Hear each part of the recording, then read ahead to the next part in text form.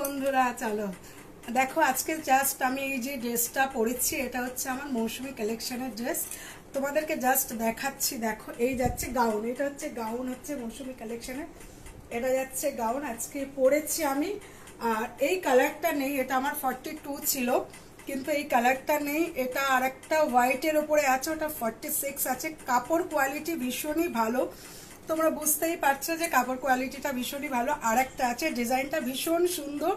আর দেখো পুরো 42 নিয়েছি, জাস্ট একটুখানি আমাকে ফিটিংস করতে হয়েছে, একটুখানি, আর কিন্তু কিচ্ছুই না, হাতটাও সব কিছু ফিটিংস।